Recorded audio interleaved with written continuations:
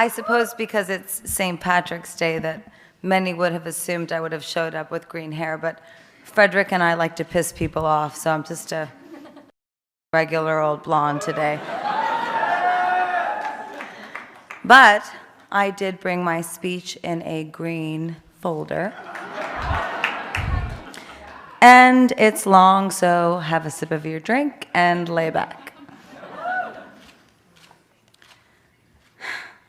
This is for Hairstylist of the Year. To be honest, I don't even know where to begin. There are no words that I could say, no speech I could give that would adequately express the deep love, admiration, and respect that I have for Frederic Aspiras.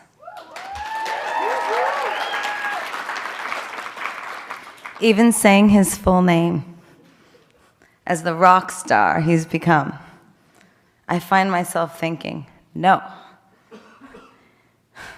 He's not just, in my eyes, the greatest hair artist in the world.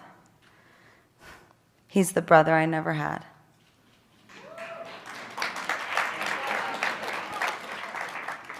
And he's truly one of my best friends in the whole world. And I call him Freddie. A boy who was born in San Francisco, who then moved to Los Angeles to pursue his dreams. And he has done beyond that in spades. And that is why you are here today. We've worked together for over a decade. And although I have had the honor of working with many legends in this world of hair, for me, Freddie is beyond legendary. And to quote Sam McKnight, which many of you know, it doesn't matter if the makeup and the fashion are good. If the hair is bad, everything is wrong. And he was right. I met him through Kim Kimball. He was going on tour with me to do my hair for the Monster Ball, my second tour. And after 6 months or so of going through the same routine and styling, which he did perfectly every time, I remember one very special moment. As I was sitting in the glam chair, slowly, his hands pushed a ripped-out page from Italian Vogue across the table with a model who had piss yellow hair. I said, "Freddie, what is that?" He said, "I know. I was just thinking." And then he stopped talking, not sure if I wanted to hear his ideas to collaborate with him. I said, "Freddie, with this hair and with this makeup, I would look like a live Liechtenstein." He said, "Yes." I said, "This is live pop art." Then he said, "What if we added a root to give it your own edge?" I remember I asked him to make the wig right away and began wearing it in my show immediately. That was the beginning of me and Freddie. And I pray to God that there will never be an end.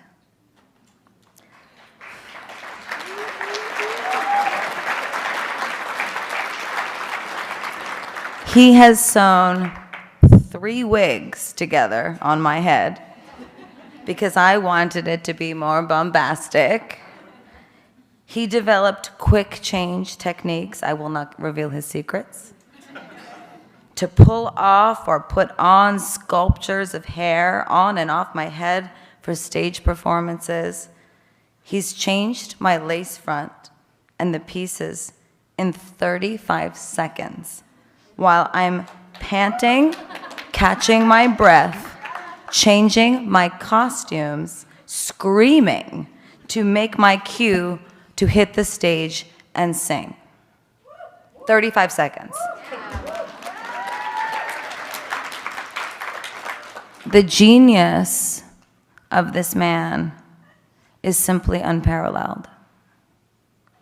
No matter big or how small the occasion, whether it's staying up all night before the Oscars because we're both going, bitch, we didn't come this far to go to the Oscars with a root. We gotta bleach it. All night. Just Hail Mary.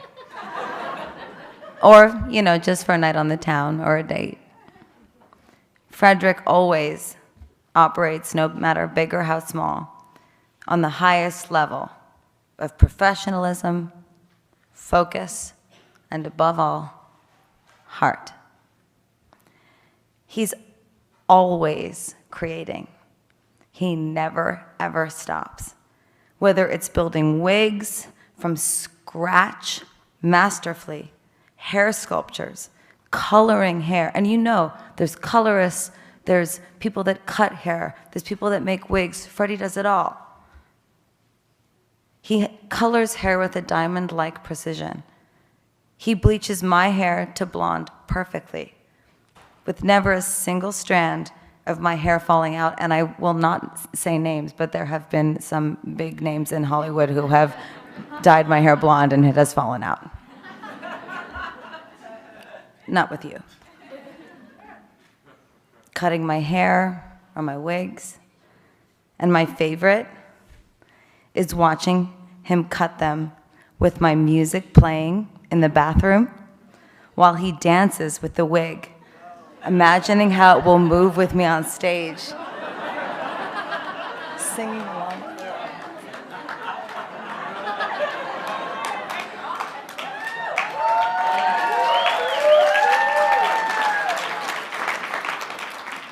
He's always inventing without an ego.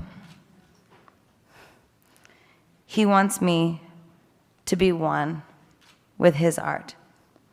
He wants the people he works with to feel beautiful, for artists to come together and make history from their hearts.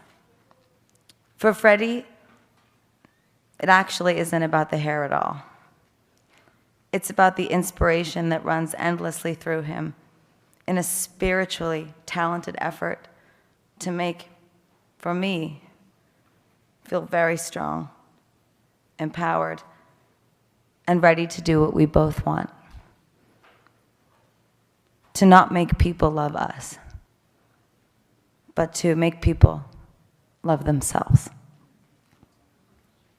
I've been through many highs and lows consistently throughout my career, and Freddie has been there for it all. To dance and celebrate with me through all our achievements. For example, his many award nominations, including one for the Emmys. And let's just be clear, I wouldn't have won that Golden Globe for the Countess without that hair, okay? So the hair did half the acting. We've always been there for each other. But what I really want to say on the most personal of levels, I told you this would be long, I'm sorry. But I love him so much and I'm so proud, is that man sitting right there has picked me off the floor and told me I'm strong and can persevere more times than I could ever count. If I was on the floor, he was right there with me. And then, Freddie, you'd pick me up and work your mastery on me, on my hair, and say, look at yourself. You are strong. You can do this. This is where you belong. And Freddie, I am here today to tell you that this is where you belong.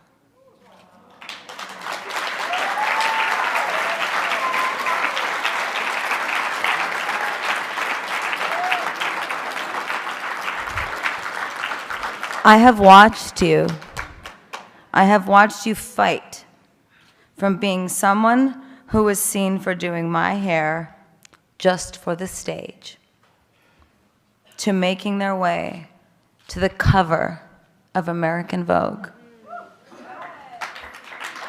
beauty magazines, shoots with Stephen Klein, Peter Lindbergh, and me telling everyone, no, I understand that's who they work with. I work with Frederic.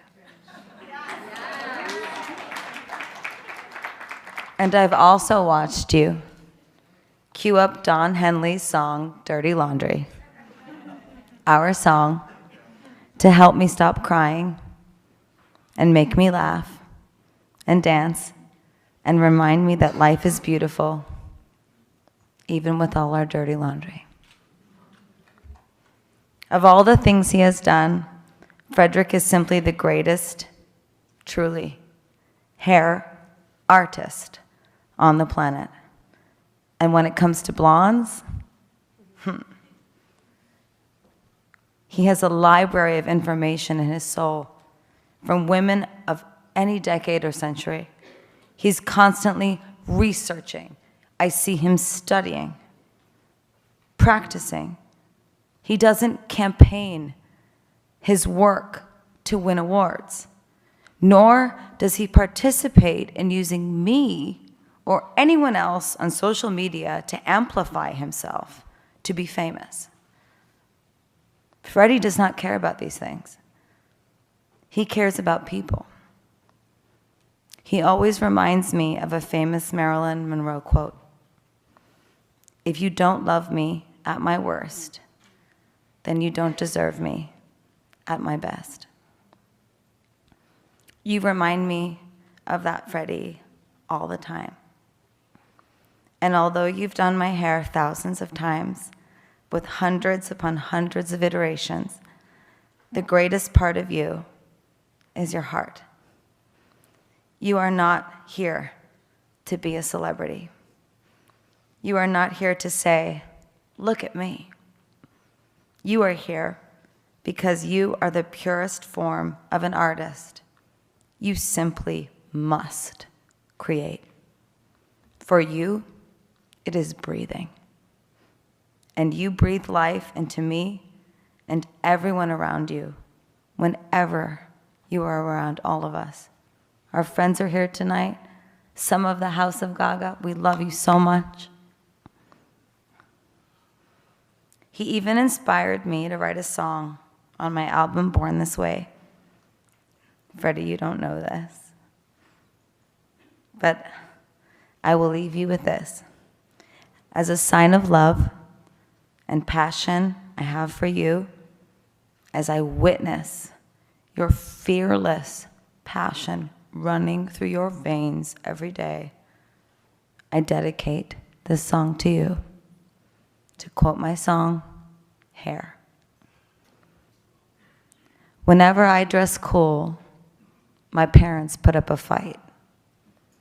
And if I'm a hot shot, Mom will cut my hair at night.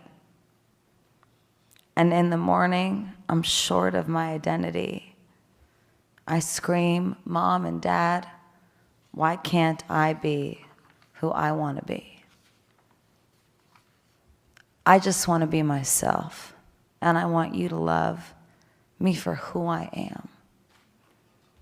I just want to be myself, and I want you to know I am my hair. I've had enough. This is my prayer, that I'll die living just as free as my hair. Freddie, I love you with all my heart. I'm so proud of you. You are epically deserving of this moment. You help inspire me to love myself and be myself every day. Ladies and gentlemen, and people of all sexual identities, the passionate, fearless, talented, and humble Frederic Aspiras.